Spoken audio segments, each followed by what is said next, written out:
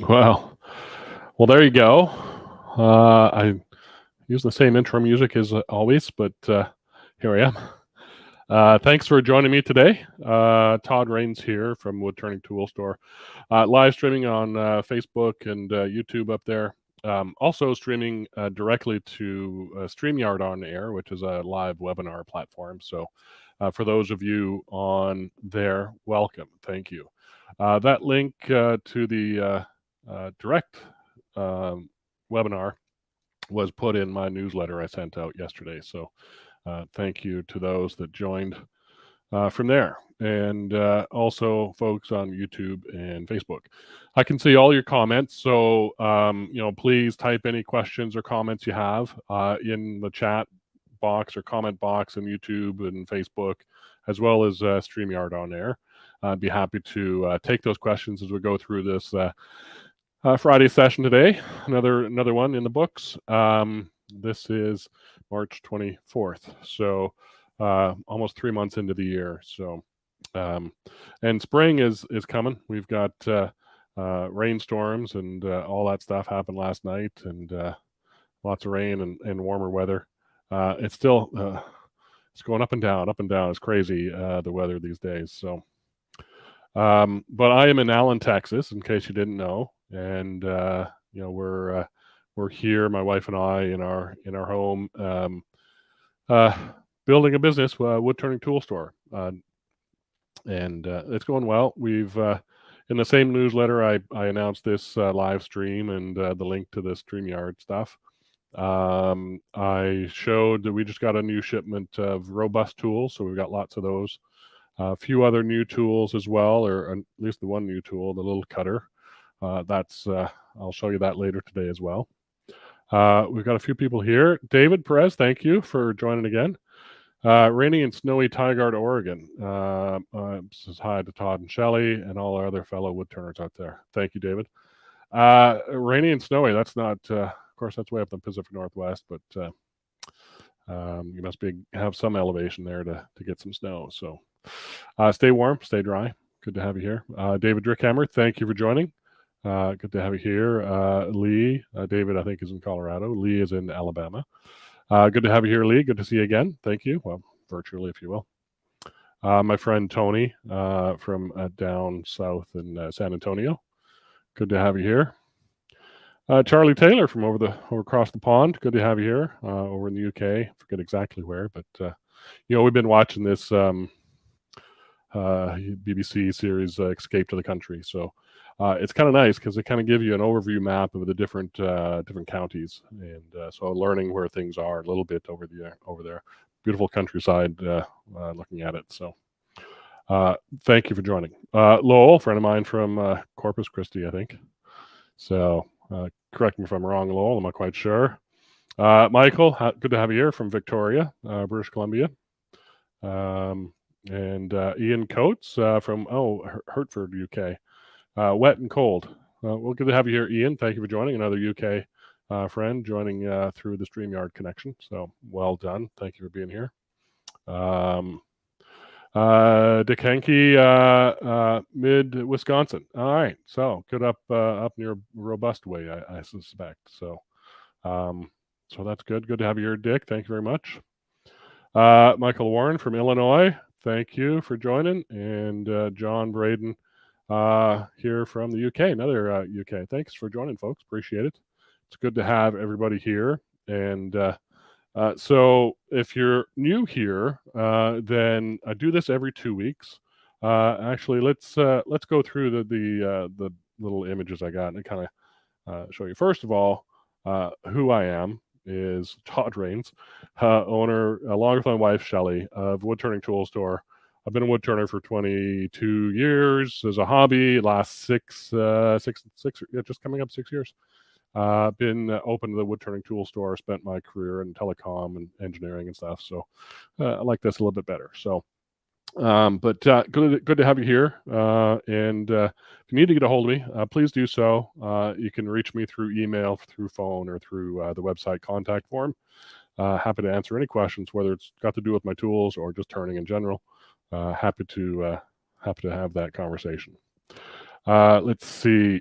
My friend Cindy Drozda, who normally shows up here, she might be busy today, has a live stream on the other weeks that I'm not on. So I'm on Fridays at 2:30 every second week. So and then she's on Thursdays at 1 p.m. Central every week other than that. So once a week you'll find one of us. And so we've been kind of tag teaming that way for the last year or so, and it works out well. We support each other through this kind of event, and as well as um, demonstration events as well. So check hers out.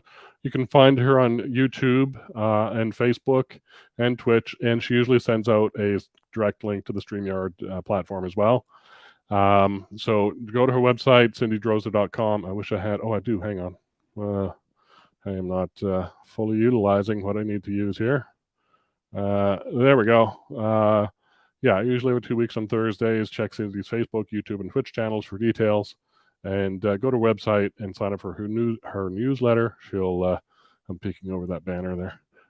She will send you a link to what's happening. So, yes.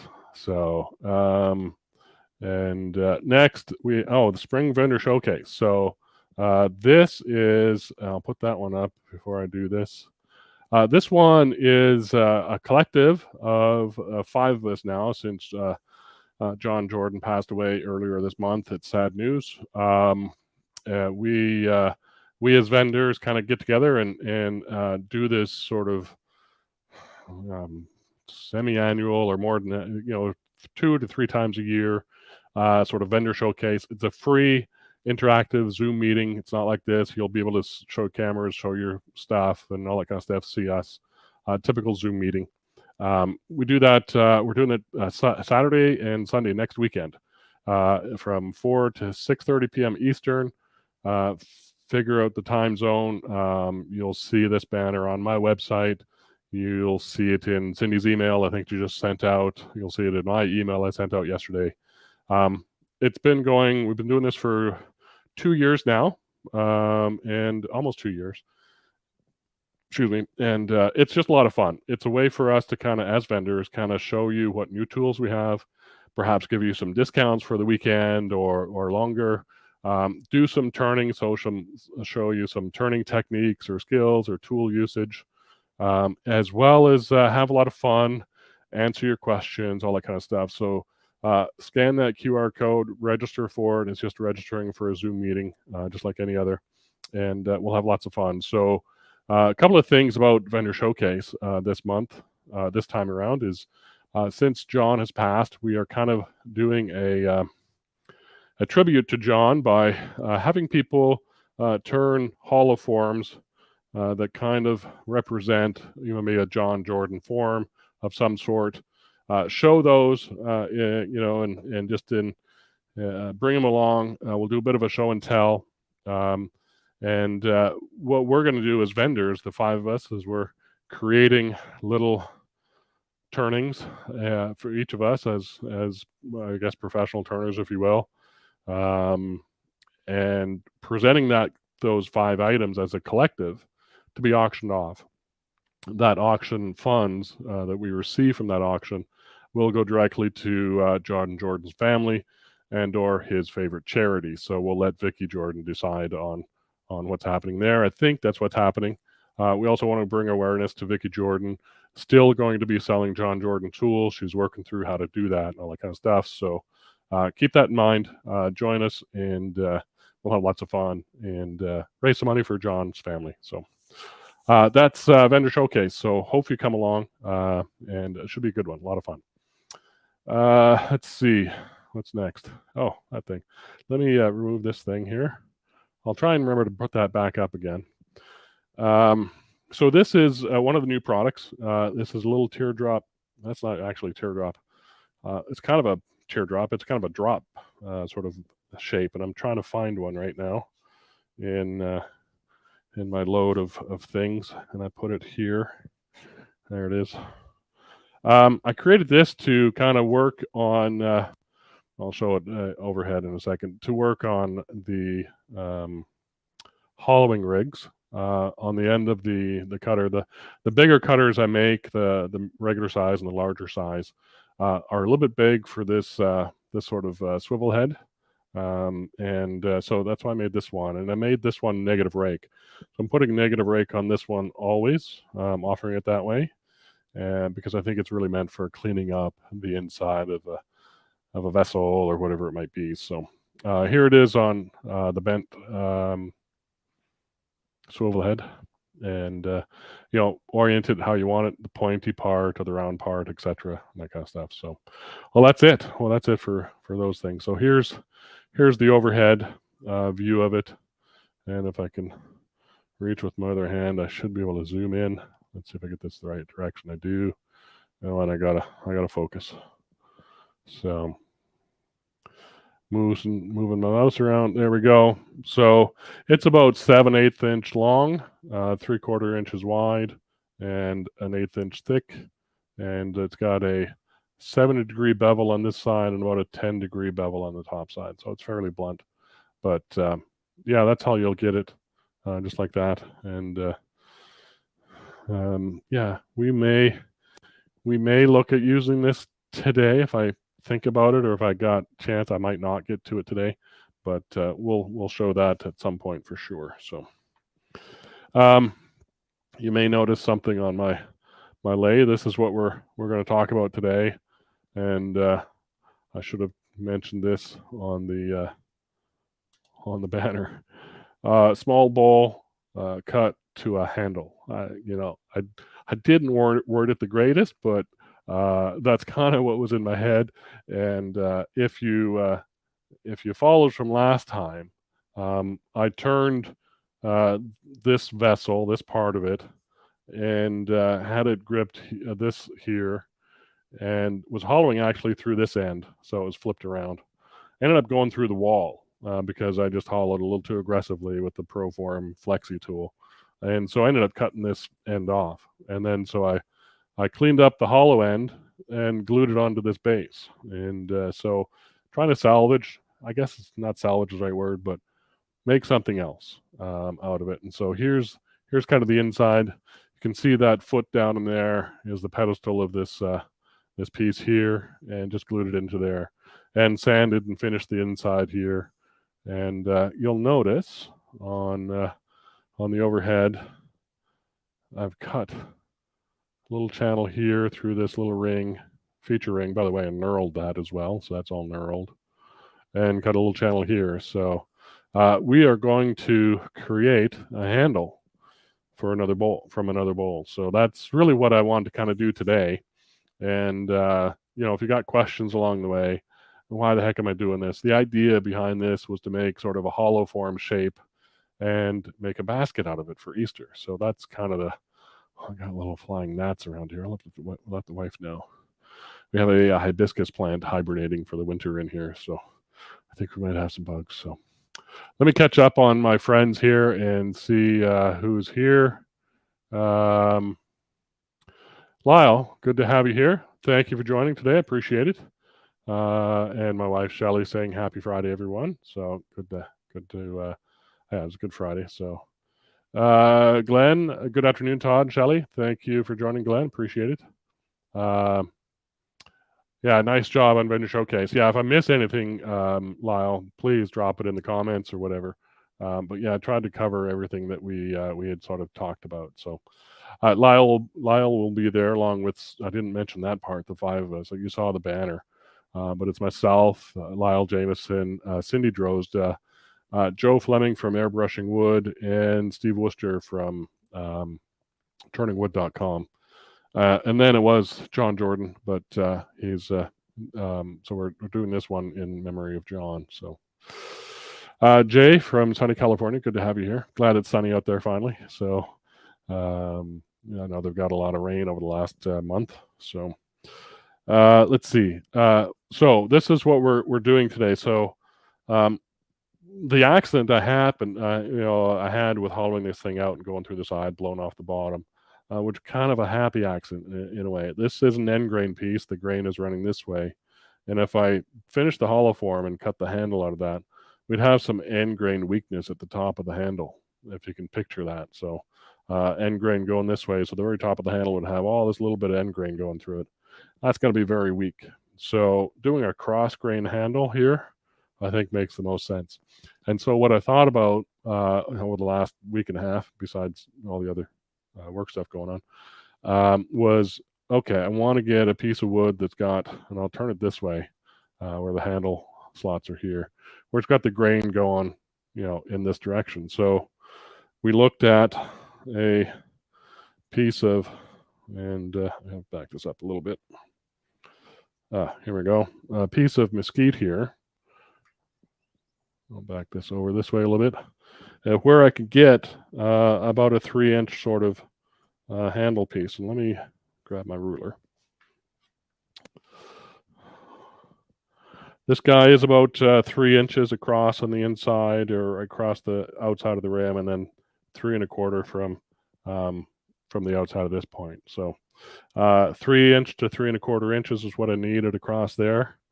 And so if I look at this piece, it's going to give me 3 inches across there, and in this area. And what that's going to do for me is give me a handle that's got the grain lined up with the grain of the wood. So that's not really dark enough, but you can kind of see that. So that's kind of what I'm going for, is a handle like that. And of course we'll have flats down here to slot into here and here. We'll see if it works. It's not really, it's a kind of a proof of concept sort of thing. Kind of how we started last week, was just kind of proving out this concept I had about trying to make a basket form out of a hollow form. So here's the piece of wood I prepped, another piece of mesquite, and I got plenty of it around right now. I'm going through the shed.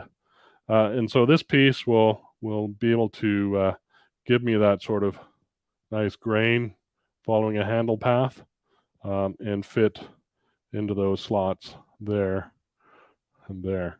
That's kind of the idea. We'll see how well we get along with it. So, yeah. All right. Oh, let's see. Just trying to think if there's anything else I need to mention. I will think upon that and be sure to get back to you. So, I do have a couple of new tools out in the shop. I didn't tell Shelly. She'll probably know now. So, but since we got the new robust tools, I took a couple off the dining room table. So she's gonna go, what did you do? I know, it's coming. Anyway, I'll show those. I'll be using one of them here shortly. So, and I was using this little mini light to get this is Cindy's LED micro light, to give you that sort of inside view. Otherwise it's a little dark in there, but this just lights things up. So shop around for that. That's in the store as well. Of course, Cindy sells them. Let's see. I know now. Not surprised. Yeah, I know. Yeah. Well, that's why I have to test out the tools, Shelly. I mean, that's really the game, right? So, anyway, we are. We got another few friends in the house here. Joaquin, good to have you here. It's been a while since I've seen you in here, but I saw the other last week at Cindy's session, so it's always good to see you. Roger, good to have you here. Not sure where Roger's from. Let me know. I know Joaquin is from down South Texas. So, yeah, good. Good to have everybody here. It's really nice having this conversation. So as you sit there and kind of watch and say, why is he doing this? Why not just start over? Well, like I said, it's prototype. But if you got questions along the way, please, ask away. I'll certainly talk about anything I've done here, anything woodworking wise, and we will figure that out. Chattanooga. Oh, well, good to have you, Roger. Thank you for joining. Maybe I saw you at the Tennessee Symposium in January. I don't know, but if I did, thank you, and yeah, good to have you here. All right, so my shop is a bit of a mess right now. Oh, I was so I've got some other product ideas in mind, and I bought some material, metal, of course, to experiment with and try and do some stuff. And I tell you, metalworking is just not like woodworking at all. And so I'm not very good at it. So it's going to take me a little longer to get a prototype made than I wanted. But it's going to be a neat little tool that I got asked from a friend of mine here locally about that. So stay tuned. Hopefully, we'll have. My hands are freaking everybody out on the screens, freaking me out on the screen. Sorry. Anyway, so yeah, I've got metal parts over there and some over there. I got this new sort of metal machinist vise on the drill press, and it's just not my forte. So, wood related questions mostly. I can certainly answer questions about the steels and stuff and the tools, but yeah, let's carry on. So, I'm going to take this off, and we will set that aside over there. We'll take measurements as we go. We need to mount this guy. So let's go overhead. And I had pre-started this. It's right there. I've got a Helio drive. I just put in the headstock. This one is a 2-inch version. This is actually the first prototype. That's why it's not coated. Usually the production ones I have coated in black oxide. So I had this on, mounted this guy with that and the tailstock to true it up. I did a bit of this prep work yesterday. Oh, that's one other thing I wanted to mention. I've been, and I want to do that before I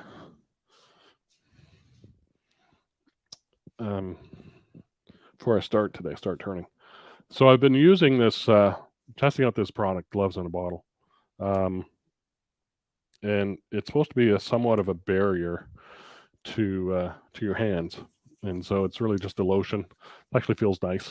But yesterday when I was out here, I didn't put it on. And if anybody's turned mesquite or even oak is a bad one as well. It's got a lot of tannins in it, and it stains your hands quite a bit, turns them black. And so my hands are kind of clean today. So we'll see how well this stuff kind of helps prevent. It's not going to prevent the tannins from staining my hands, but I'm hoping that it's going to help my hands wash up easier. So I'm testing it out. It is a nice workshop sort of lotion anyway, just because your hands get dusty and dry. So I don't know if anybody's heard of that or used it. Let me know. It's called Gloves in a Bottle. I got it off Amazon. I heard about it on some YouTube channel that I've been watching. Hand shielding lotion. So really from extremely dry hands. Yeah, so if you got that kind of problem, maybe check that out. So, all right. So you may have noticed, or maybe you haven't yet because I haven't really showed you, on here, and I have to move that around a little bit. I've got this already lined up, this line here, size for my tenon. And so that's what I'll start doing. I roughed most of this out the other day, yesterday. Sorry, I'm going to move this one. I'm going to switch as I kind of just adjust this a little bit. It's a little bit off. I will leave it there and stop bouncing. And there we go. Back again. So we've got it set up here, and we'll kind of just get the tenon set and the rest of the bowl shape. Now we've got to realize, or we got to remember that I'm going to do it again. I'm going to caliper this opening so that I get my outside as big as this diameter out to the rim, and then my inside as big as this diameter. So I got about a 1/4 inch, maybe 3/16 worth of play difference there. So this lotion dries fairly well. It doesn't feel greasy on my hands, but my hands are nice and feel clean in a way. So that's one thing I'm working through, whether this is 2. There we go. Okay, that's calipered right at about 3 1/4 inches, 3 3/8 maybe. So that, we don't want to make any smaller than that. And I need about, I'm moving this thing all over the place. I need about 1/2 inch worth of flat. So this is vertical. So I need the inside of that bowl and the outside to be flat, or this strip here to be flat for about 1/2 inch. So that's about 1/2 inch where I've got that mark right there. And we just need to kind of make it's not quite flat, but we'll make that sort of flat. So, and down to the 3 1/4 inches that I needed, or 3 3/8. Here is the first robust tool that I stole. I've got, this is my second robust in the shop. This is a 1/2 inch bowl gouge. I've reground to my 55-degree bevel, slightly swept back wings. This has got a parabolic flute. It's very hard to see in that sort of shadowy darkness. But it's a parabolic flute, which gives me a nice sort of sweep on my wings. So the black is a nitrided, which is a sort of impregnated hardening. It takes it from Rockwell 68 up to Rockwell 72 or 74, something like that. Yeah, so I'm going to use this one for the first time. It's very, you get a lot of tool out of this one. So you've got about an 8-inch flute on about a 12-inch tool and stuff. And I've got it in my modular handle system. So we'll be using that today, and I will probably pull out another tool here shortly. So let's turn that on. Wrong way. Let's see if picture-in-picture is working today. Does that one help us? No, maybe this one.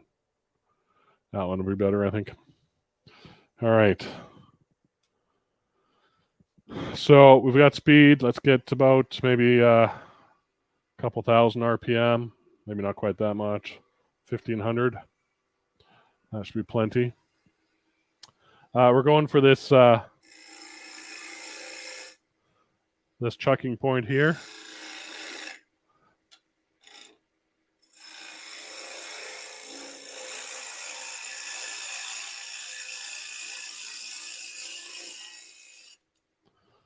All right, so let's go and create this flat area.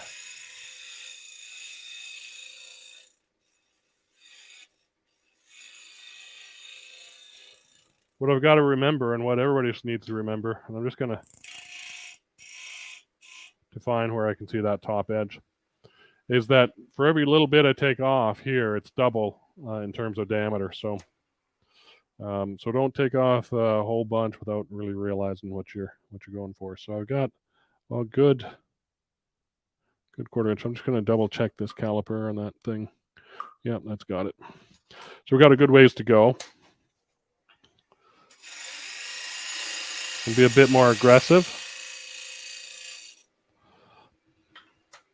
Let's caliper that. Got a bit more to go. And to be honest, I'm not sure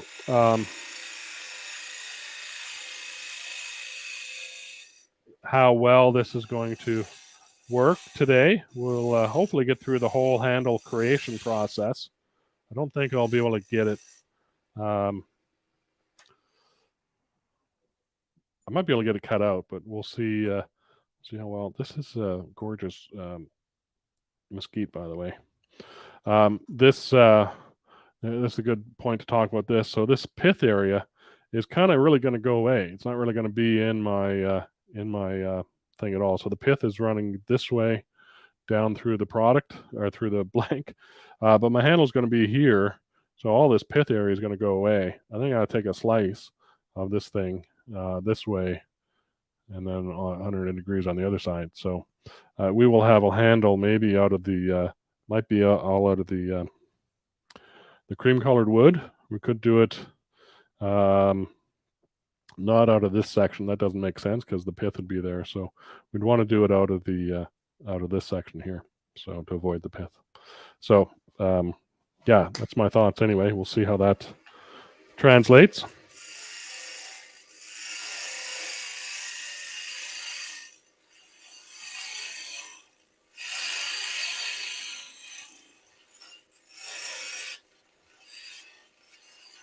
And I'm just cutting this section to be as parallel to the lathe bed as I can, just for the moment. We're getting very close. So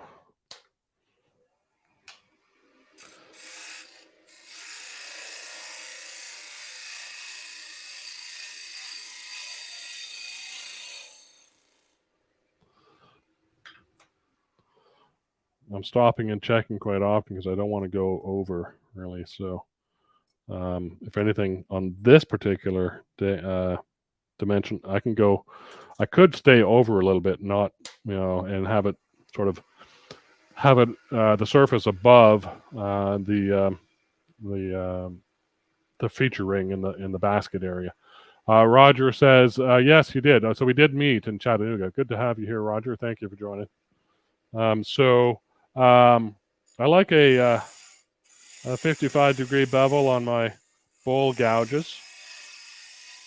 I've been using this one for this grind for years.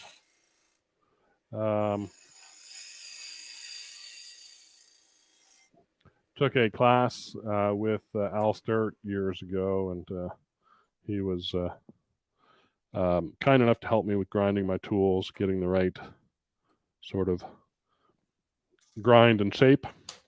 And so that's I've kind of stuck with it since then. That was that was 2008, I think. So it's 14 years now.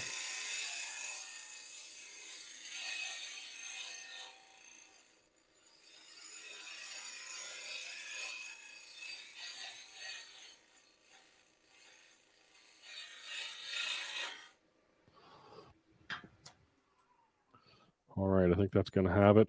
Yep. Let's leave it there. I'm a little fat right at the center. My calipers aren't deep enough. It's hitting here as I go down there. So go around, and we're going to leave it at that dimension. There. Now I'll round out sort of the round bowl shape, or handle shape, if you will.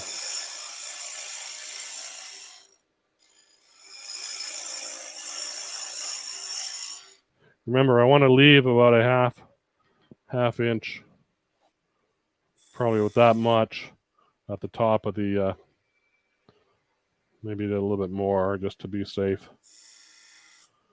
Leave that area flat. And see how the rest comes along. For a tenon down here, I'm doing a dovetail. We'll dovetail that in a second, and a very small tenon because I got the jaws aren't that deep on the chuck I'm about to use.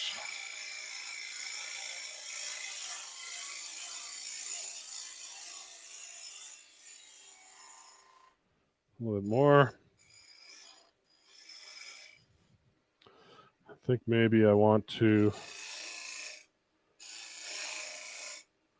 start it there.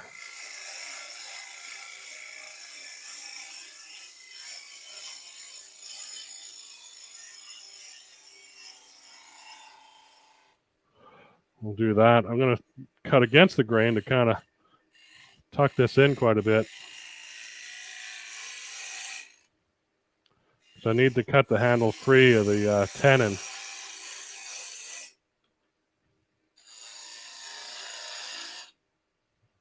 So the handle will go down in there.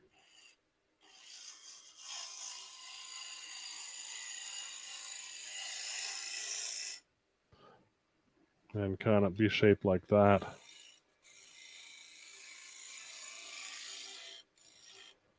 Kind of clean that up a little bit.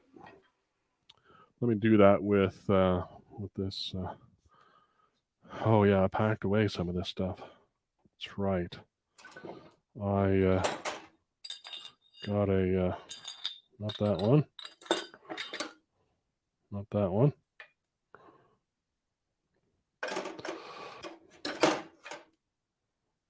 That's the one. All right. I've got a skew in here, so try not to kill myself with it. So the nice thing about the Carter & Son tools, they are milled the same diameter along the whole tool length, not just the shaft or the shank. So I've got a little skew. We are going to do a little bit of negative rake scraping and then create that dovetail with this tool. So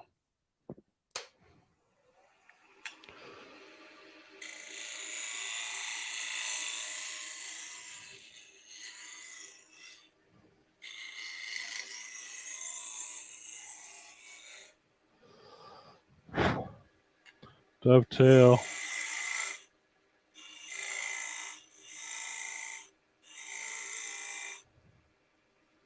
That's probably got it.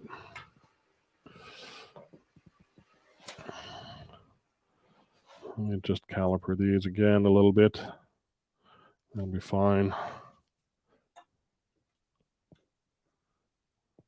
Check the dovetail. So you're going to fit that. Yeah, that'll be fine. I think that'll work. All right. So let's, let me do a bit more scraping there. Actually, I didn't quite get around that corner.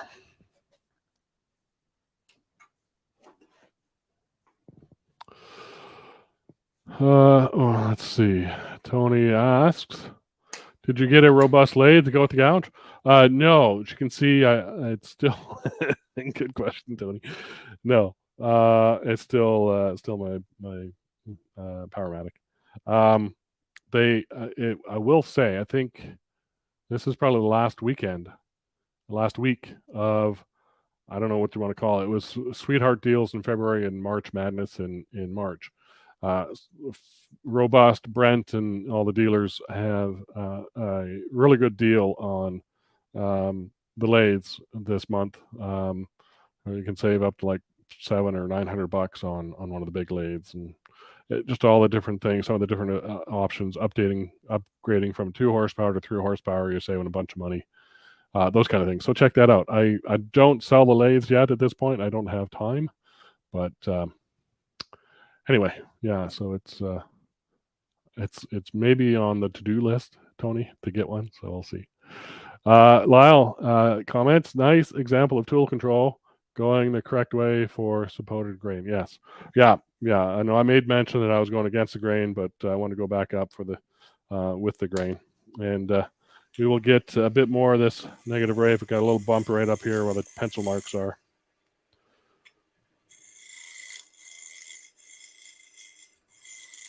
Just kind of blend that in.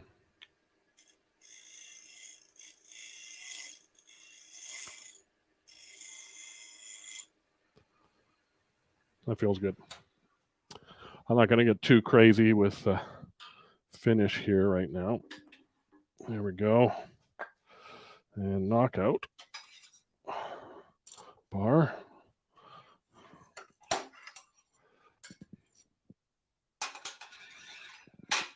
This goes back up on the tool board. If I can get that in there. Yeah, there we go. All right. Chuck. We're using this Axminster SK100 with O'Donnell jaws. It's been a favorite of mine. Do I have to check those set screws? That one's coming out.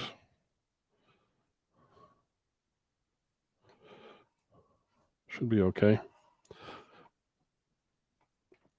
And these O'Donnell jaws, the low profile, just kind of get you away from the knuckles. And so they have fairly shallow jaws here. If I show this angle, you can see that the depth of the jaw is only about 3 to 4 millimeters. Oh, let's hope I made that. It did. I made it just right. So there we go. So that doesn't go there. This goes there. That will be our little bowl. And now we have to bend that down a little bit.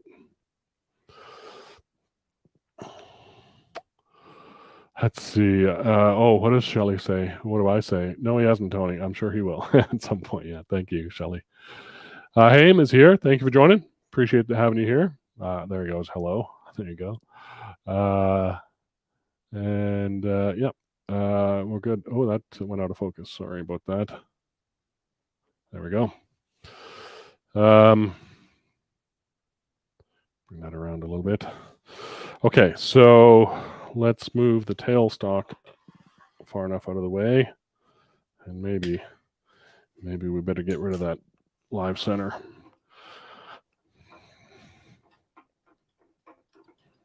All right, there it goes. So we need to hollow this out. Let's face it off first and get a nice sort of flat surface. A couple of little pull cuts, and I wonder if I do this in there. Zoom that in. So just leaning back and forth, pulling that off, and I'm gonna ease that edge shortly. I won't do it now until I measure. And so we're almost bang on to what we need right there. So, yeah, that is the outside. Right, I've got to do the inside now, which is 3 inches. So, we'll bring this guy back over, and maybe you can just see that if I change that auto and then swing this way a little bit. What is that shadow? That's interesting. I don't know what that is. Huh. I just saw something in my monitor. Sorry. All right. So now we need to measure the inside of this guy, the outside of here, not here. Right. So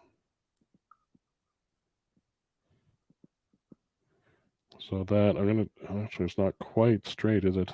I'll have to do some more chiseling. I did this, by the way. Did this work with a small pole saw and hand chisel, and so that's all that is done with. And it looks like it's pretty straight, but it's actually kind of a little bit tapered, so I may have to fix that up. So not a problem. We could always leave this bowl inside a little bit tapered, so that would be fine too. But let's just verify right there. We've got what we want. Well, it's just a smidge, just a smidge over 3. So I got my caliper set. So let's go ahead and take a look at marking that.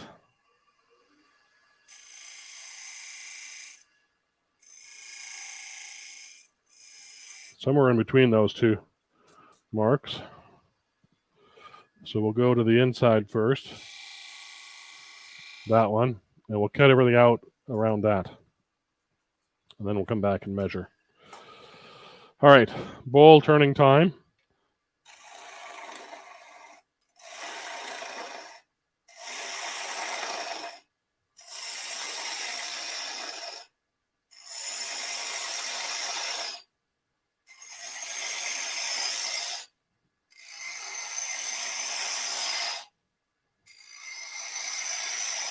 Just a simple bowl gouge. Turn it over vertical, open the flute, push, leave a step, coming up to the line.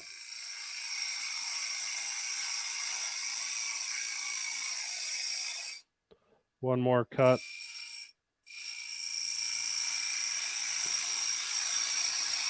To get that line. Let's just see how well that fits. Not quite. Need another cut. All right. So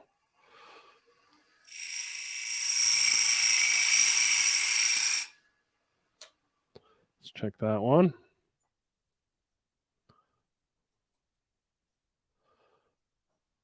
I'll just double check my calipers, make sure they haven't moved. on the piece. We're good. Just a little bit more. One more. I want it, close. I'll have to see how well it fits.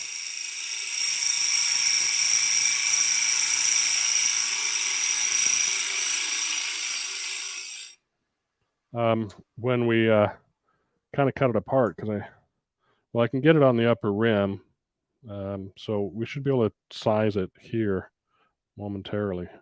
Yeah, so that is right on. Oops, my arm's in the way. Sorry about that. Let me go to this camera, see if that helps. Oh, that's not pointed in the right direction. So that's fitting the calipers just right on.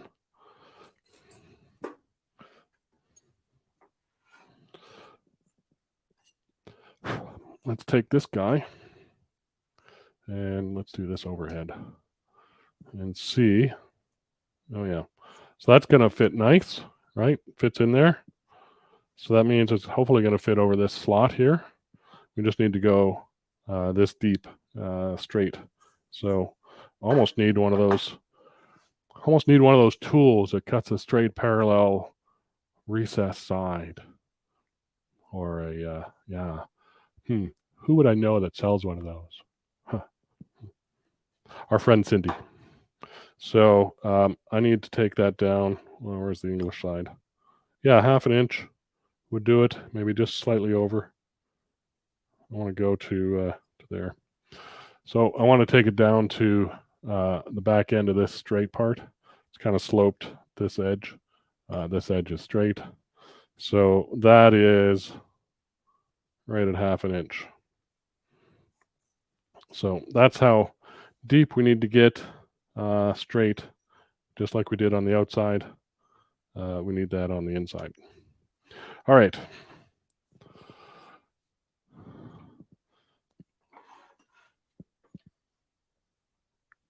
So let's empty out some of this middle part.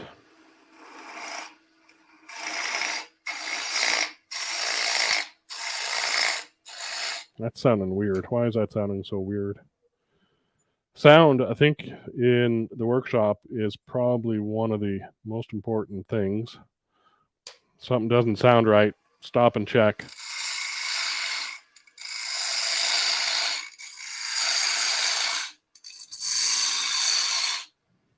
Well, I think we got enough clearance to get our 1/2 inch in the flat. And I'm nowhere near flat yet. If I hold that parallel, let's see, it's way off, so it's got to be here. So I need to, I don't have one of Cindy's tools handy, but I do have a skew handy. Where'd that skew go? There it is. And this skew is got a rounded edge on it, and the cutting bevel, or the cutting edge, is right in the middle of that tool.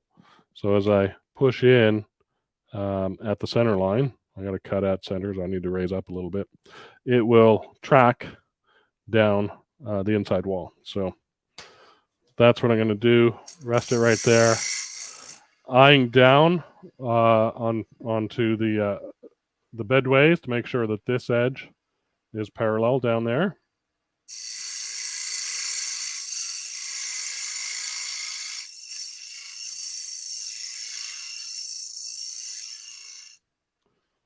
Let's check that now. Hold the ruler against that edge and see how parallel it is there compared to here. So it looks pretty good. Maybe a little bit more. It's just angled ever so slightly, and I might want to leave it tapered. Yeah, let's try that, because I think it might be okay. How deep am I, by the way? Not quite 1/2 inch, so I need to go in a little bit more. So I'll take that inside down just in a step or two. And let's hold that one there. And I don't think that's that's having trouble recognizing what it's supposed to focus on. So let me push a button here. Yeah, I push buttons all the time. Shelly knows. She'll tell you. All right. Okay, here we go. Back in, just cleaning up that side.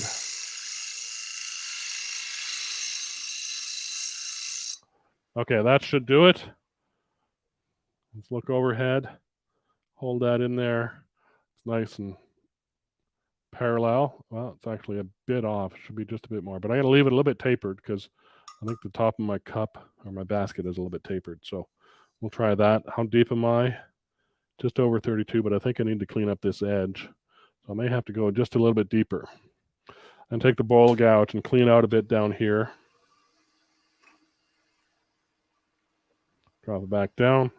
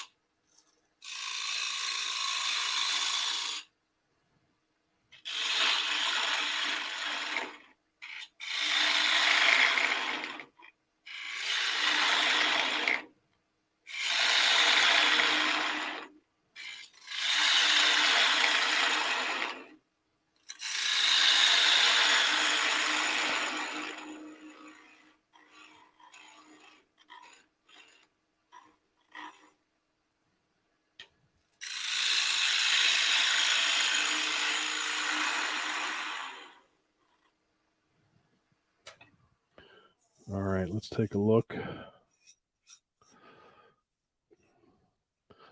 thinking that might be, I don't want that transition there because that's going to be in the side of my handle. Or will it? No, it won't. That would sit on top of there. Thinking through these things, how to put these things together and where the joint is going to lie is a good one. I'm going to do a little bit of shear scraping on this edge. Clean that up a little bit. I noticed that it chipped out a little bit. I don't want to touch it. It's pretty sharp right now. Take a look. That pith is going to be cut out, so I'm not worried about that. Here is where I'm going to have the strip that I'm going to keep. And over on this side there as well. All right, so I just need to push in that 1/2 inch. Just a little bit. That might be good actually there. So let's just see how parallel it is. That looks pretty good to me. Let's see how well this kind of matches up.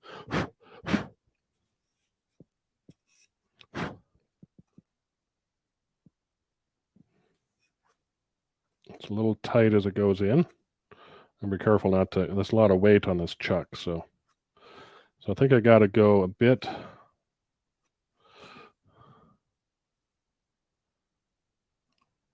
more in terms of width, because I think past there it starts to widen out. What I'm looking at is at this section here. If I look down here, I'm tapered a little bit, so it's hard to see on camera, but I think you understand that I need to thin this out a little bit more and take it just a little bit more off there.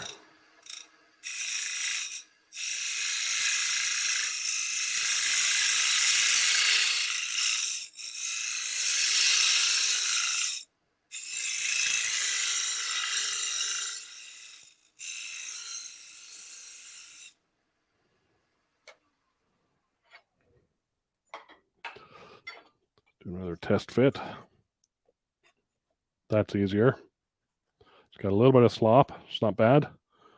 So I think that's going to work as I cut out that strip to fit in there, which will actually be there, then that's going to work, and we'll center it on the white there and there. So that's actually a good way to mark that out. So we'll do that. But I think we'll finish the interior of this box. We've got the now do I want, here's the question. We've got this little ledge in here that may sit on top of here as the rest of it goes down in here, right, for the lid part. So is that what I want? No, it's not going to do that anyway because it's only going to sit down that much. Oh, I'm going to take it out. Just answer my own question. So thank you all anyway. So all right. So let's see. Gerald is here. Thank you for joining from West Virginia. I have, I guess, ancestors or family out in West Virginia. I'm not quite sure. Don't really know them. My grandfather was from West Virginia originally. So,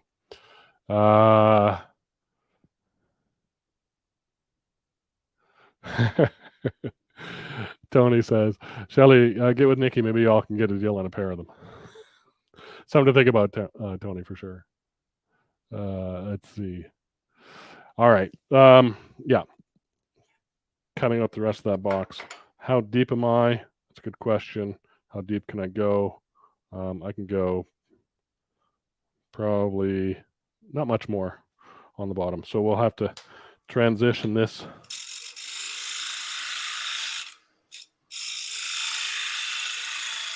edge. Oh, hey, this is a great opportunity for another tool.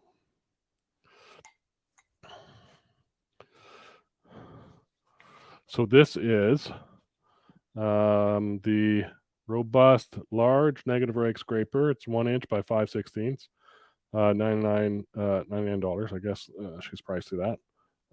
Shelly, that is. So yeah, here it is here in my hand. So I have to put that down. It is a negative rake scraper. It's got an edge here that's black. You don't want to touch that because that nitriding is on there. What you want to sharpen is the bottom edge here. So this is the only edge you ever want to sharpen or touch the grindstone. If you do end up sharpening this, you're just taking away the hardening material of black nitride that's on there. So these come this way from the factory, from Brent and company up there in Wisconsin, with that already shaped and beveled. I don't know what the angles are. This is 45 here. I'm not sure what the top bevel is, but that is that looks like it's going to be a good tool to use right in there. So stick that on a handle. And use that in there. Get around that corner maybe in there and see how that works. So I think maybe up just a little bit.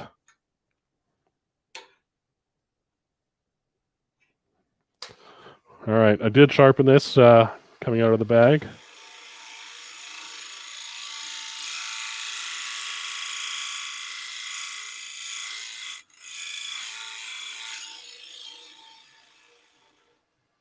This is very dry mesquite. It feels pretty good. I'm going to take that little ridge out with a bowl gouge first because I don't want to touch this edge that I've just cleaned off.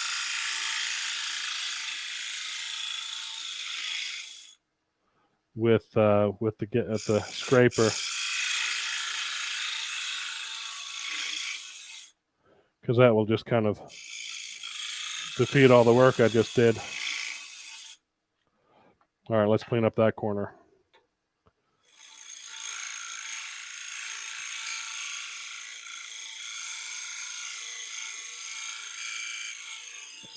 You're not really getting much of a view there, are you? Sorry about that. Let's try this one.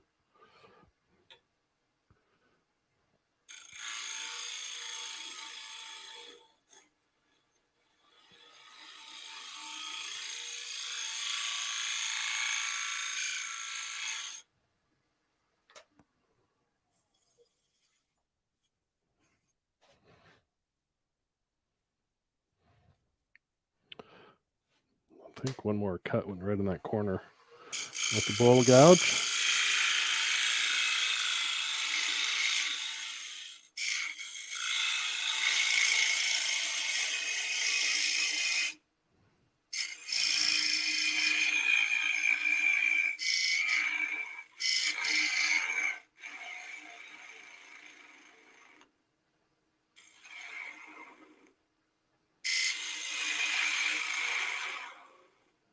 I think that shape is better. I didn't really like the shape before, so. A little bit of a bump right in there. Let's take it out with this guy.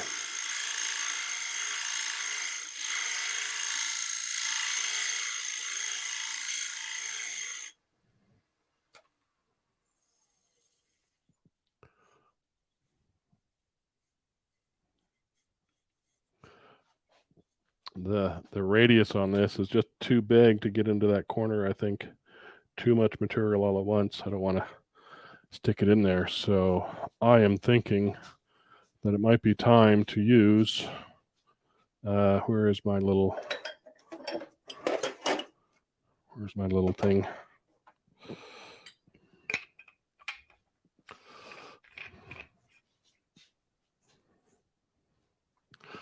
All right, let's get this little guy on my half round bar. I was thinking maybe getting the Jameson system out, but I've got just a bunch of stuff in the way that's not allowing me to do that. So I'm going to get this.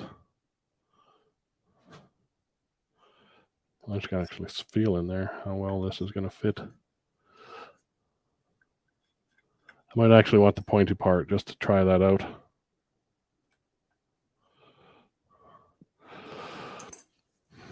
Negative rake scraper. I could put it on. I put it on the round part. I'm going to keep it level. The reason for the half round bar is so you can take a regular scraper that's not negative rake and be able to turn it over and rake it. But we could put this on the flat round, but then it's down below and you can't really see what's happening. So we'll put it this way, and we'll go in there, and we'll do a little.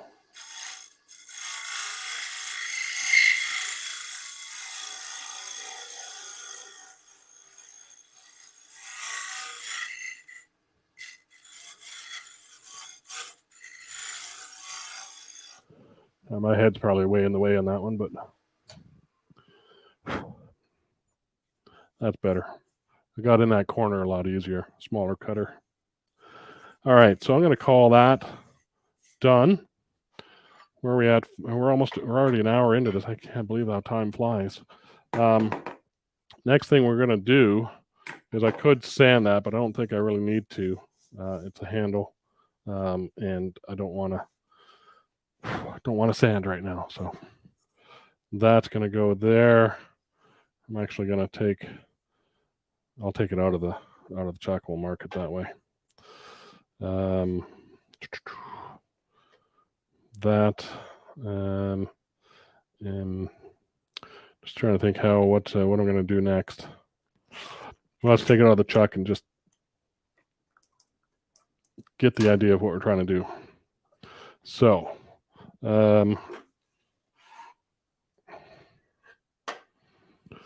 let's see. Is this one lined up to do that? Let's see. Let me get that. All right, that'll work. All right, so there's the idea of the handle. There's the one of the cutouts. The other one's on the other side back here.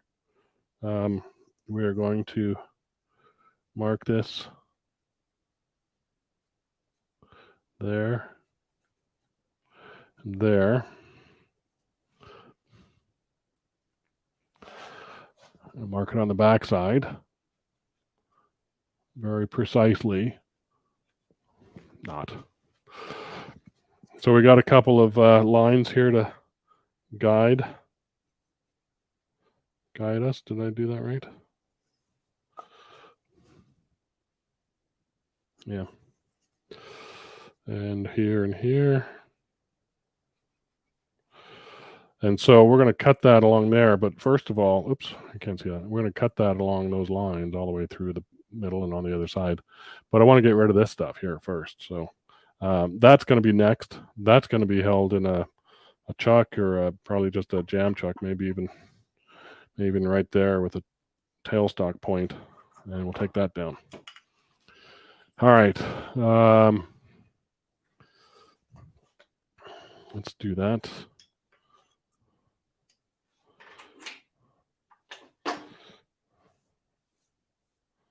I had a piece of, I don't have a piece handy. I had a piece of rotor pad. I'll grab a paper towel. That will do. Kitchen towel for those in the UK.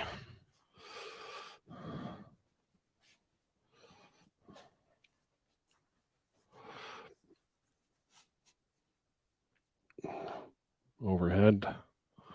See what the heck I'm doing.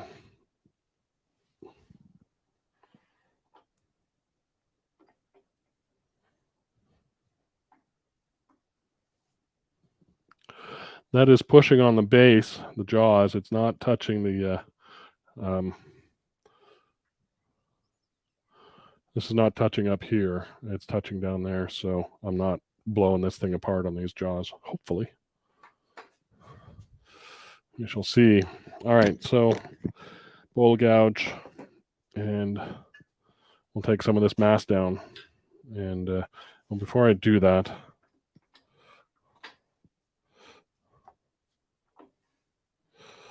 let me just see. Oh yeah, I can go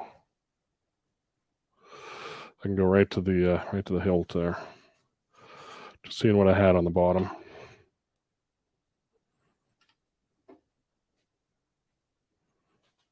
Speed down. It's running good and true. Lock that down.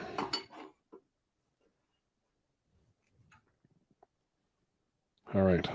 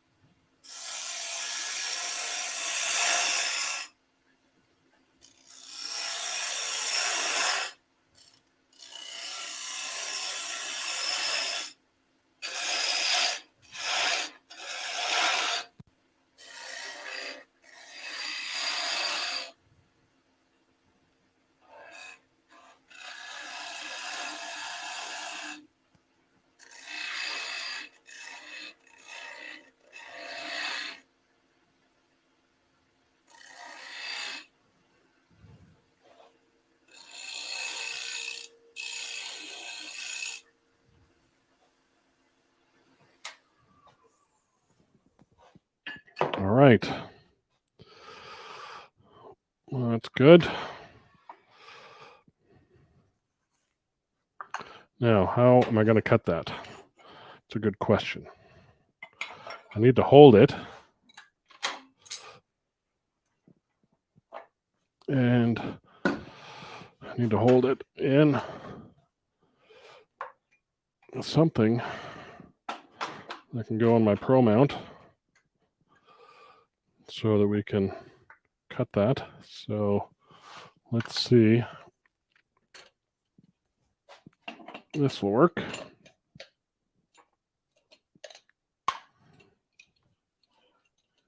This is a Vicmark chuck with standard jaws. Let's get that standing up straight. Lock that down. And Vicmark. And I will just expand that just slightly, just to kind of hold it steady so that's not coming off. And then dun dun dun dun dun dun dun dun dun.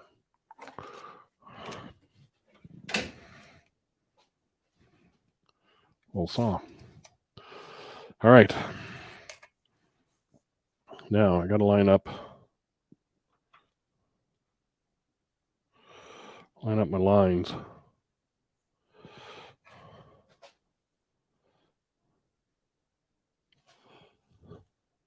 Yeah, it looks good.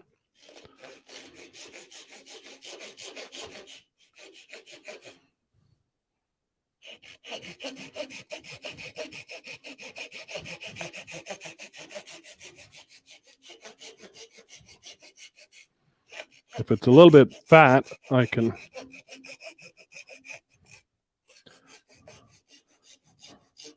sand it down.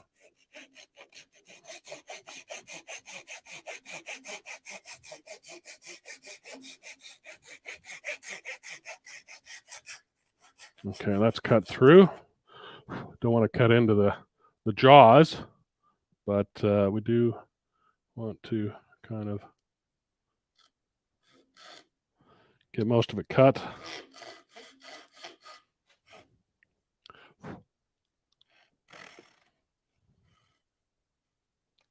Get back into that saw curve.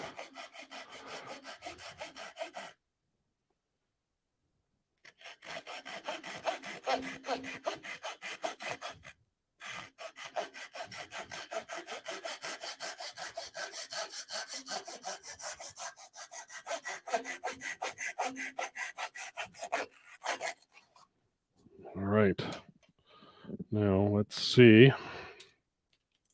Oops, wrong way. Don't do that, Todd. All right. Let's see if we can't.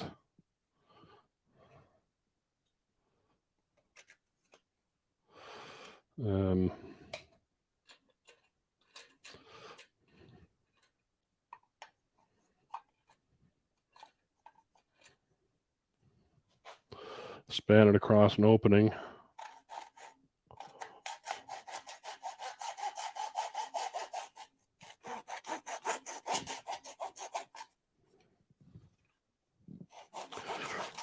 This is quite the experiment, isn't it, folks?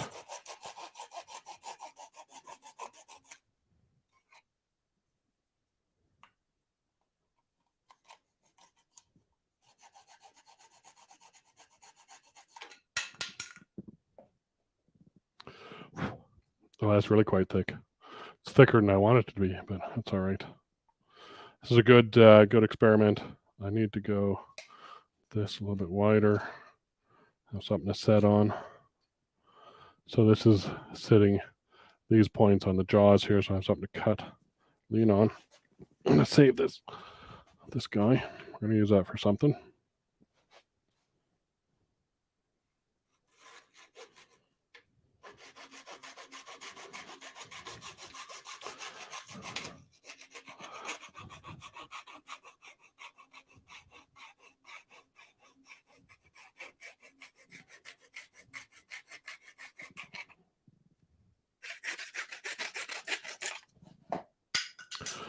Drop the second one. And where did he go? Oh, good Lord. I'm on the floor. It's okay. I'll be right there. Made it. All right. We got two halves. We can make a small dish out of that. A little funky dish. We just hand that out and we got a little oval dish. We got a handle that we can put on our, let's see.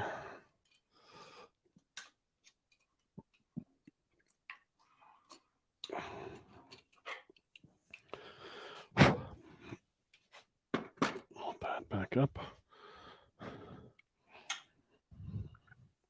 Let's put this guy on here. All right, that's quite tall. Let's lower that a bit. Let's focus that. All right, folks, I'm just about done. All right, focused. Let me focus that on my hand. All right, and then let's do a wide shot. Oh boy. Right there. All right, so here is our cup with its cutouts. Here's our handle.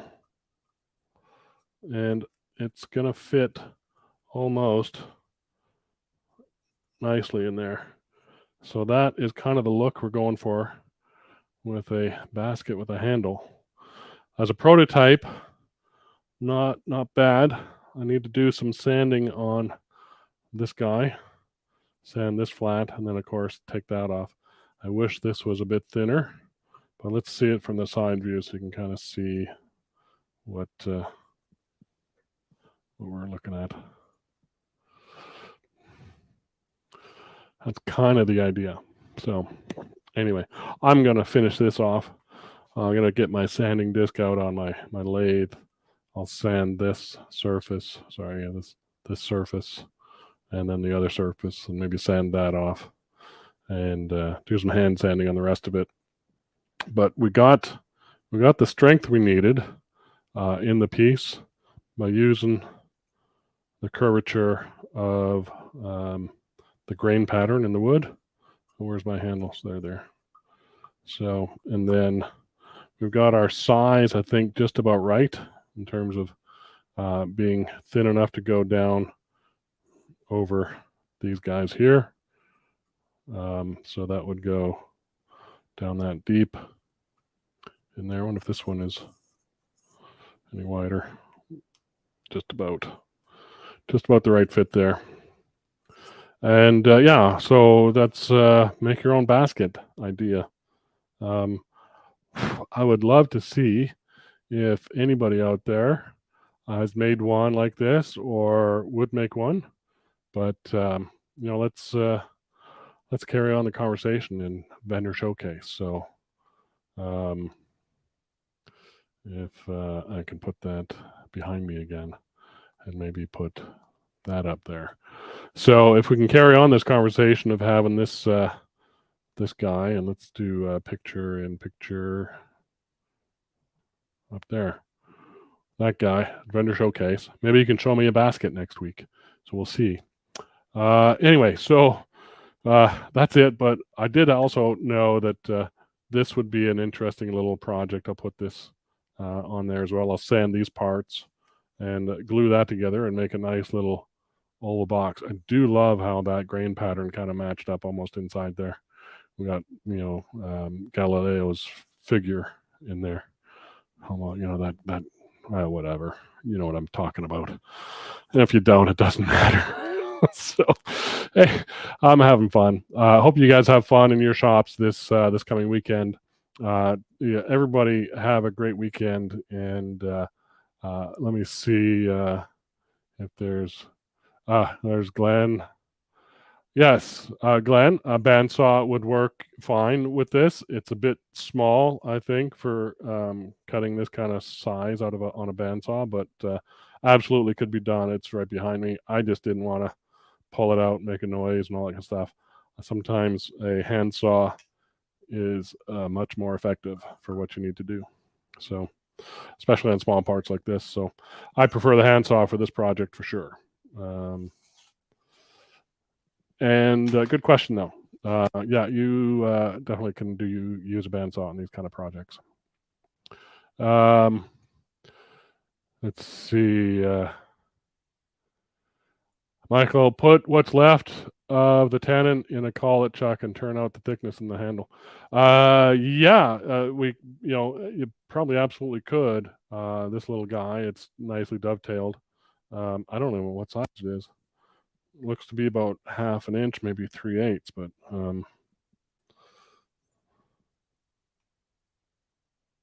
and just for your sakes, it is 5/8 at the top. Just what is it? I can't read this thing. My eyesight's going. 5/8. So I think I do have a 5/8 collet chuck, but it's buried. I haven't used it in a while. A good idea. What I would probably do is I've got the other chunk here. I would just turn another one and take a bit more time. And but this is great for a prototype. So there are some cracks in that mesquite, but they don't appear to go through. Maybe wind checks. I'm not quite sure. Maybe a better inspection on the wood choice would work as well. Ian, great project, Todd. Thanks. Yeah, you bet. Ian, I hope it's inspired something or somebody. So I do like doing that. So John, sorry I missed your presentation. I'm sorry too, John. It was absolutely fabulous, full of information and a lot of fun. I'm just kidding, but it was good. It is available for replay. You go to my YouTube channel, it'll be up there. Go to my website, look under live streaming, it'll be there. I think the StreamYard one will be there. Use the link that you signed in with, and in about 15, 20 minutes, it'll be available for replay there. So Tony said, thank you. Everybody have a good weekend. And oops, I'm sorry. I love designing on the fly, though I knew what you were going for, sort of. Thanks, Todd. You bet, Lowell. I do too. It's kind of the way I kind of come up with ideas and projects. It keeps me up at night sometimes thinking about them, but go out and try and figure out how to do it. So that makes sense. Let me put this kind of in a little bit of a place where it might kind of look like what it's supposed to be. Let's see. Dick says, "What is the price of the woodcut holder?" Oh, this guy here. Let's see. Do I have? Where is this camera angle? That is there. All right. So right there. Good question, Dick. This guy. Let me get myself. This woodcut Pro Mount tool. That's going to fall. Let me do it this way. Do it this way.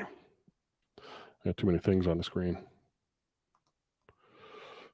Hit that off. And so this Pro Mount body is, and the post, you get the adapter, and you get a base plate for it as well. It's $300 currently. And so what I like about it is that it's got two handles.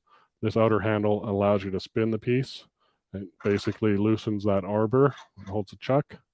So you can spin your piece independently of having it tip on you. So if you are doing some sort of decorative work around the collar or around the piece, you can spin.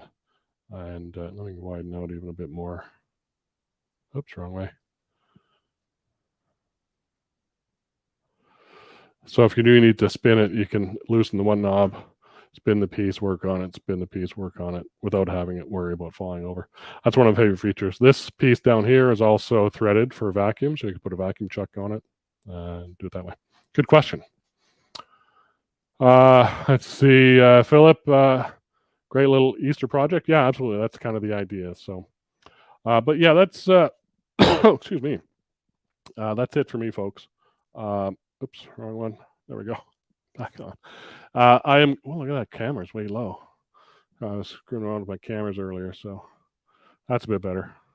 All right. Everybody have a great weekend. I will say good afternoon to you and leave you there. So thanks again for joining, and give me a holler if you have any questions. And we'll see you next week at Vendor Showcase. Bye for now.